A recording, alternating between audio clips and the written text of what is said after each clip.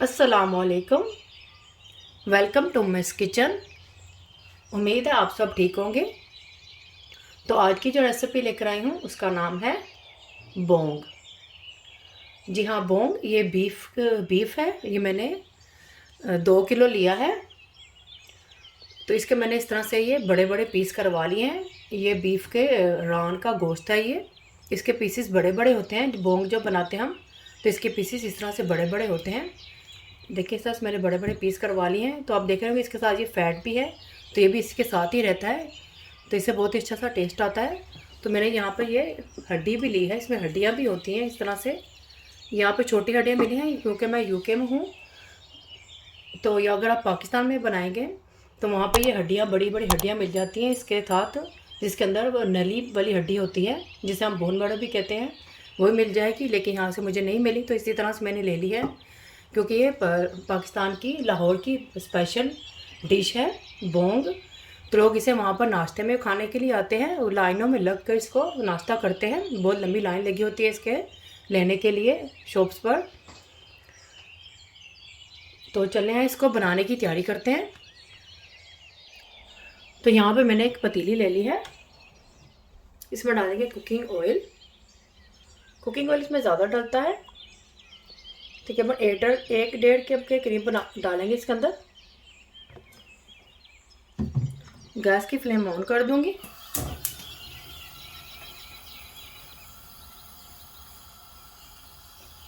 तो अब इसमें डालूंगी मैं ये प्याज है। ये 4 अदद थे। मेरे पास छोटे साइज़ के थे इसलिए मैंने 4 लिए हैं। अगर आपके पास बड़े साइज़ के हैं तो आप 3 भी ले सकते हैं। तो इसको इस तरह से मैंने काट लिया है। तो ये भी इसमें डाल देंगे। तो इसको हम लाइट ब्राउन कर लेंगे। बहुत ही मज़ेदार से ये बोंग बन के तैयार होने वाली है। तो आप इसको एंड तक देखिएगा ताकि आपसे कोई भी स्टेप मिस ना हो। अगर आप इसको कोई भी पार्ट मिस कर देंगे तो आपकी पूरी रेसिपी ख़राब हो सकती है। तो इसलिए पूरा एंड तक देखें मेरी रेसिपी को। और मोर रेसिपीज़ और डिटेलिंग के लिए उम्मीद स्टोर किचन पर विज़िट करें। तो देखें, प्याज ने अपना कलर चेंज करना शुरू कर दिया है। लेकिन अब इसको हम और भी ज़्यादा इसका कलर चेंज करेंगे, थोड़ा सा और ब्राउन करेंगे।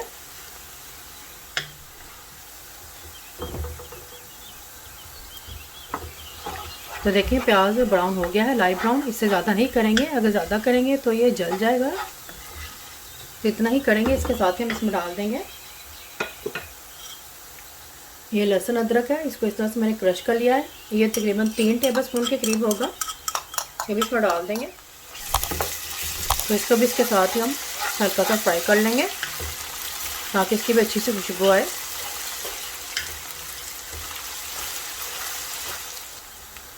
तो लहसुन अदरक की बहुत अच्छी सी खुशबू आना शुरू हो गई है। अब इसमें डाल दूँगी। इसके साथ ही मैं ये 4 अदद हैं ये कड़ी पत्ता है, 1 अदद दालचीनी की स्टिक है और 3 से 4 अदद ये लौंग के दाने हैं। ये भी इसमें डाल देंगे और फिर इसको भी हल्का सा फ्राई कर लेंगे इसके साथ ही। अगर आपको मेरी रेसिपी अच्छी लग रही है तो इसको जल्दी से शेयर और सब्सक्राइब भी कर लें। अब इसमें थोड़ा सा पानी ऐड करूँगी।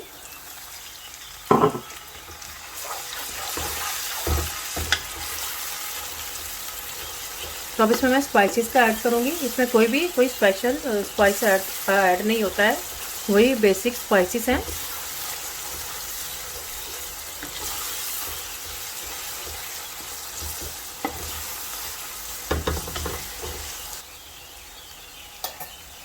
तो अब इसमें डालूंगी नमक।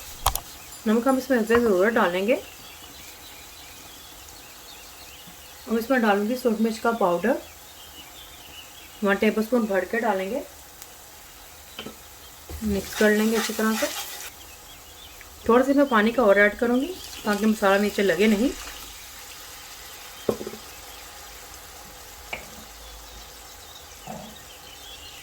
अब इसमें डालूंगी हल्दी पाउडर 1 टेबलस्पून, जीरा पाउडर डालेंगे 1 टेबलस्पून। ये सब स्पाइसेस आप अपने जायके के हिसाब से भी ऐड कर सकते हैं। सूखा धनिया पाउडर 1 टेबलस्पून डालूंगी, भरकर ही डालेंगे इसको भी। अब इसमें ऐड करूँगी हरी मिर्चें हैं, ये 3 से 4 अदद है। इसको भी इसमें इस तरह से मैंने काट लिया है। ये भी इसमें डाल दूँगी। अब इसमें डालूँगी ये टमाटर, ये 4 अदद थे, ये भी इसको मैंने इस तरह से काट लिया है, ये भी इसमें डाल देंगे।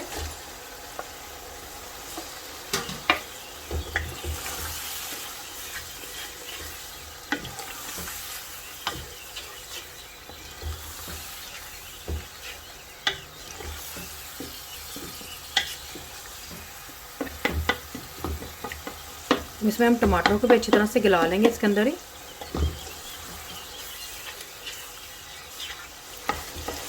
तो देखिए इसमें टमाटर भी अच्छी तरह से सॉफ्ट हो गए हैं। तो अच्छी तरह से हम मसाले की बुनाई करेंगे। इस तरह स्पून की मदद से टमाटर को और मैश कर लेंगे।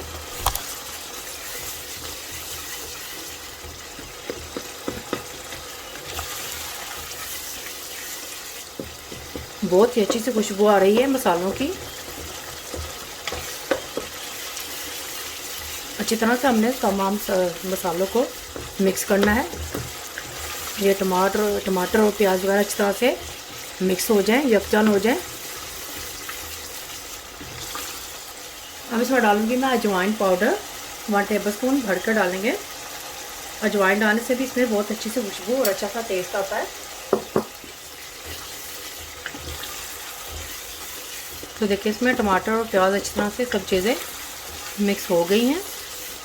अब इसमें मैं ऐड करूँगी दही का, जो कि 1/2 कप है। इसको मैंने अच्छी तरह से बीट कर लिया है।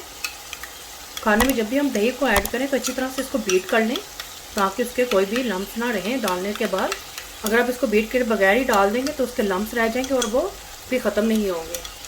तो ये भी इसमें मैं ऐड कर दूँगी। तो इसको भी अच्छी तरह से मिक्स करेंगे।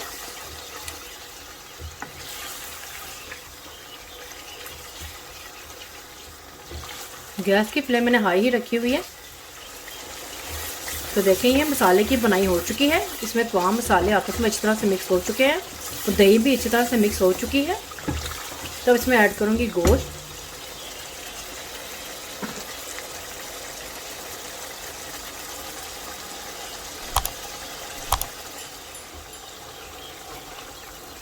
तो देखिए इस तरह से इसमें हड्डी के बड़े बड़े से पीस हैं, ये भी डाल देंगे।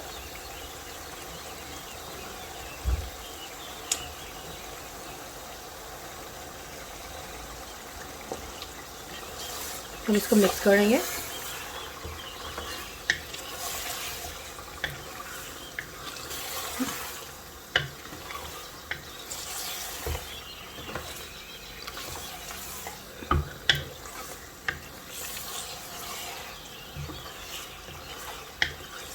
अच्छी तरह से हमने गोश्त की बुनाई करनी है।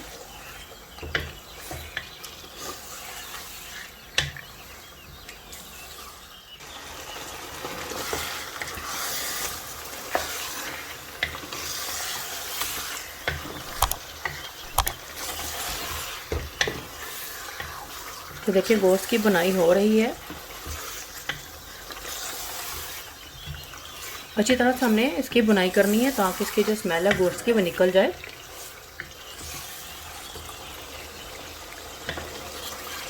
तो देखिए 20 मिनट तक मैंने गोश्त की बुनाई की है। देखिए ऑयल भी अलग हो गया है, तो इसका मतलब है गोश्त की बुनाई हो चुकी है। तो अब इसमें मैं डालूँगी पानी, क्योंकि ये बीफ का गोश्त है तो ये इसको टाइम लगता है बहुत गलने के लिए। तो इसमें पानी में इतना ही डालेंगे जिसमें गोश्त गल भी जाए और हमें ग्रेवी भी चाहिए होगी।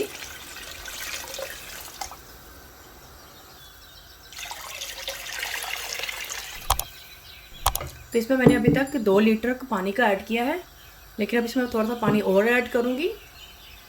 तो देखिए इसमें मैंने तकरीबन 3 लीटर के करीब मैंने इसमें पानी डाला है, क्योंकि ये बीफ का गोश्त है तो इसको गलने के लिए भी टाइम चाहिए। तो उसमें भी ये थोड़ा सा पानी रिड्यूस होगा, तो इसका जो हमें शोरबा है वो भी हमें चाहिए इसके साथ। तो इसमें इतना पानी डाला है कि जो पक कर इतना रहे कि हमें इसके साथ इसका शोरबा भी मिले, उसमें इसी पानी में ये पक भी जाए। तो इसके बॉयल आने का वेट करेंगे।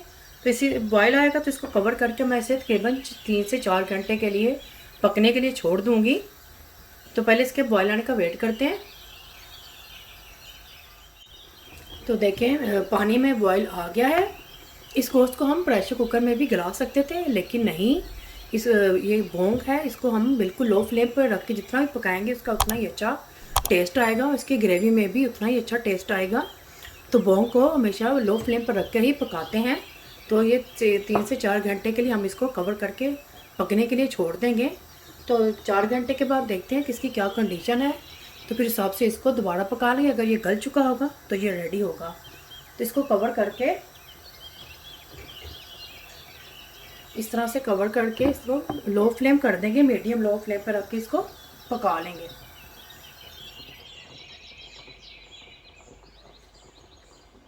तो चले मिलते हैं 3 से 4 घंटे के बाद।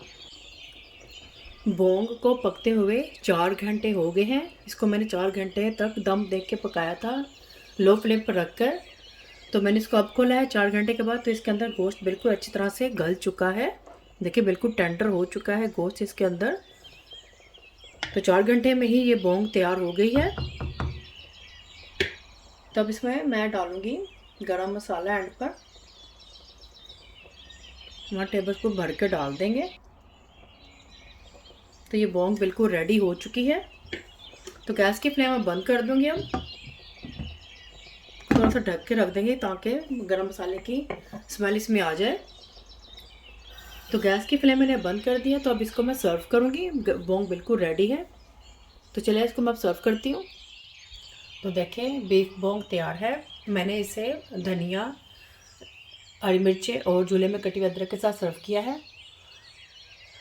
मैंने इसमें शोरबे का इस्तेमाल ज़्यादा किया था। अगर आपको घर में शोरबा नहीं खाया जाता ज़्यादा तो आप इसको पकाते वक्त इसमें पानी का इस्तेमाल कम भी कर सकते हैं। लेकिन हमारे घर में ये बोंग के साथ शोरबा बहुत ही शौक़ से खाया जाता है, इसलिए मैंने इसमें पानी का इस्तेमाल ज़्यादा किया था। अगर आपको नहीं पसंद ज़्यादा शोरबा तो आप पकाते वक्त इसमें पानी का इस्तेमाल कम भी कर सकते हैं। तो ये बहुत ही मज़ेदार सी ये बोंग तैयार हुई है। इसे आप नान के साथ सर्व करें, बहुत ही मज़ेदार है ये। अब अपने ये वीडियो बनाकर मुझे इंस्टाग्राम पर भी शेयर कर सकते हैं। तो आप पसंद आए आप थम्स अप करें, फैमिली और फ्रेंड्स के साथ शेयर करें, सब्सक्राइब करें, बिल्कुल फ्री है। और बेल आइकन को ज़रूर क्लिक करें ताकि मेरी आने वाली वीडियो का नोटिफिकेशन आपको सबसे पहले मिल सके। अल्लाह हाफिज़।